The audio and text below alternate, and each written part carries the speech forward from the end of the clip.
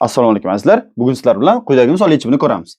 Demak, IDC ikkinchi qism, birinchi mavzudagi misol 3x taqsim 2x minus 1 qo'shilgan x 2 minus x taqsim 3x plus 1 3 ga teng bo'lsa, x plus 1 taqsim 2x minus 1 qo'shilgan 5x plus 4 taqsim 3x plus 1 ni hisoblaymiz. Buni qanday hisoblaymiz? Juda oddiy bo'ladi.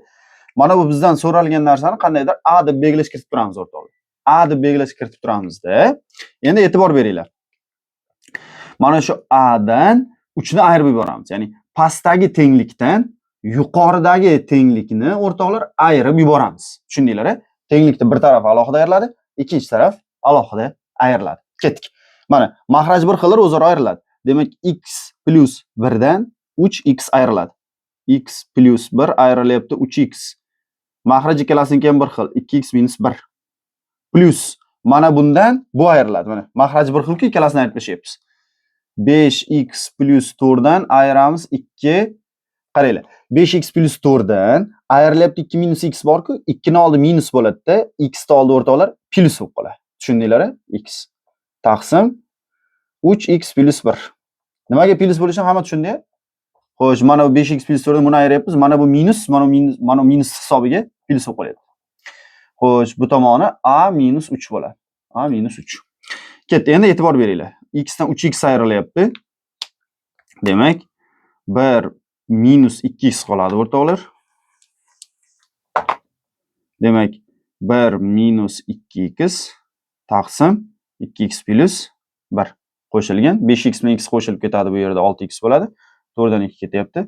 2 qolyapti. Taqsim 3x plus 1 teng bo'lyapti a minus 3 ga. Endi e'tibor beringlar o'rtoqlar. Mana bu ikkalasidan bitta minus ishorani chiqarib yuborsak, 2x ni oldi musbat bo'ladi, 1 ni oldi manfiy bo'ladi. Taqsim 2x plus 1 turibdi. Bu ikkalasidan bitta 2 ni chiqarib yuboradigan bo'lsak, 6x o'rnida 3x qoladi, 2 ni o'rnida 1 qoladi.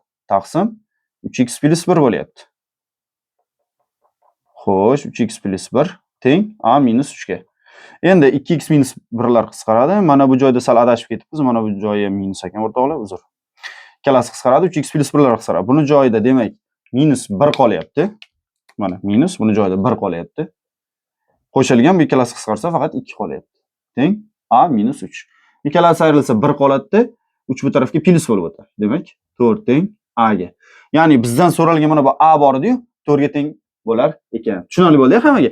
Birinchi o'rinda buni a deb belgiladik, pastdan tepani ayirib bordik. Ayirganimizda mana minus hisobiga minusimiz plus bo'ldi, qo'shildi.